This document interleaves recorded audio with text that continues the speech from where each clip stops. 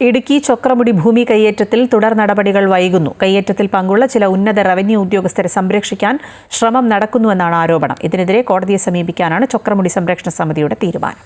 Idukki bison വാലിയിലെ പരിസ്ഥിതിലോല മേഖലയായ ചൊക്രമുടിയിലെ ഭൂമി കയ്യേറ്റത്തെക്കുറിച്ച് അന്വേഷിക്കാൻ മുൻ ഉത്തരമേഖലാ IG കെ സേതുരാമന്റെ നേതൃത്വത്തിൽ പ്രത്യേക അന്വേഷണ സംഘത്തെ സർക്കാർ നിയമിച്ചിരുന്നു. കഴിഞ്ഞ സെപ്റ്റംബറിൽ ഭൂമി കയ്യേറ്റം സ്ഥിരീകരിച്ച് സംഘം റിപ്പോർട്ട് സമർപ്പിച്ചു. ചൊക്രമുടിയിൽ ചെന്നൈ സ്വദേശിയായ മലയാളി വ്യവസായിയുടെയും പിതാവിന്റെയും പേരിലുള്ള 14 ഏക്കർ 69 സെന്റ് പട്ടയഭൂമിയുടെ സർവേ സ്കെച്ച് സർക്കാർ പാറപുറമ്പോക്ക് കൂടി ഉൾപ്പെടുത്തി തയ്യാറാക്കിയതാണെന്നും പരിശോധനകൾ നടത്താതെ ഇവിടെ നിർമ്മാണ പ്രവർത്തനങ്ങൾക്ക് അനുമതി നൽകിയതായും പ്രത്യേക അന്വേഷണ സംഘം സ്ഥിരീകരിച്ചിരുന്നു. തുടർന്ന് ദേവികുളം സബ് കളക്ടറുടെ നേതൃത്വത്തിൽ റവന്യൂ വകുപ്പും അന്വേഷണം നടത്തുകയും ചൊക്രമുടിയിൽ ഭൂമി വാങ്ങിയവരുടെയും പട്ടയ ഉടമകളുടെയും വിചാരണ നടത്തുകയും ചെയ്തു. നടപടികൾ പൂർത്തിയായെങ്കിലും ചൊക്രമുടിയിലെ ഭൂമി കയ്യേറ്റം ഒഴിപ്പിക്കുന്നതിലും കയ്യേറ്റക്കാർക്കെതിരെ ഭൂസംരക്ഷണ നിയമപ്രകാരം നടപടി സ്വീകരിക്കുന്നതിലും റവന്യൂ വകുപ്പ് അലംഭാവം തുടരുകയാണ്. ജില്ലാ ഭരണകൂടത്തിന്റെ ആവശ്യപ്രകാരം ജില്ലാ സർവേ വിഭാഗം ചൊക്രമുടിയിൽ സർവേ നടത്തി ഭൂമി കയ്യേറ്റം സ്ഥിരീകരിച്ചിട്ടുണ്ട്. ചൊക്രമുടി ഭൂമി കയ്യേറ്റത്തിലും അനധികൃത നിർമ്മാണത്തിലും വീഴ്ച വരുത്തിയ ദേവികുളം മുൻ തഹസിൽദാർ,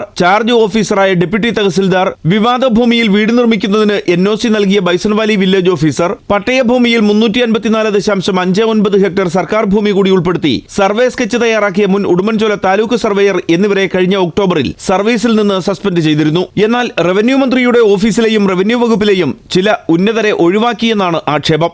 അമൃത ന്യൂസ്, ഇടുക്കി.